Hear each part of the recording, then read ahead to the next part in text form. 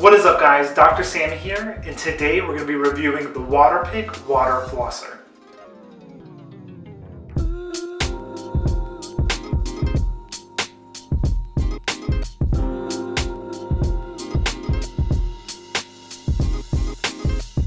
So a lot of my friends have been pushing me to review this particular countertop water flosser. As a dentist, I'm accustomed to recommending traditional string floss to clean in between the teeth morning and night. And I've heard a lot of mixed reviews as to whether the Waterpik can be used as an alternative to the traditional string floss. So I decided to take a closer look.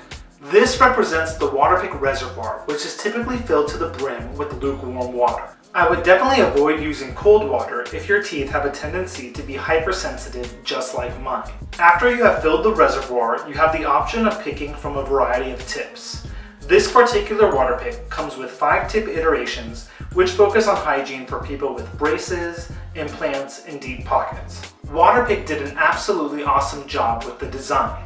A simple flick of the wrist allows you to interchange the tips with ease. On the side, we can see a round knob which toggles between different intensities of pressurized water. Each rotation of the dial increases the water pressure by 10 psi. If you dare, bump it up to the highest setting, but be warned, it is super powerful.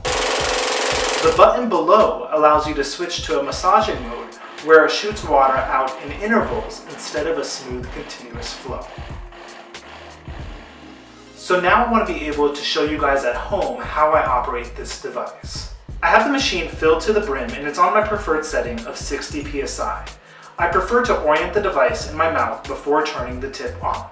I like to start from the lower right side of my mouth and angle it at the gum line one tooth at a time. If I want to spit, I turn the machine off, and once I'm done, I go back to where I left off until I've cleaned every area of my mouth. I've been using the Waterpik for about a week now, and I have to admit I really like it.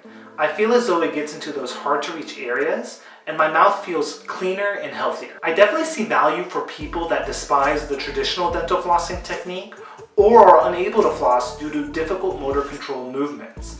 The evidence-based research is definitive in saying that the Waterpik shouldn't replace the traditional dental floss. However, I believe that it can be used as an awesome alternative for people that are looking to enhance their oral hygiene routine. I hope this video clears up any questions you guys may have about the Waterpik. If you enjoyed the content, please leave a like, share, and subscribe, and I'll definitely see you for the next one.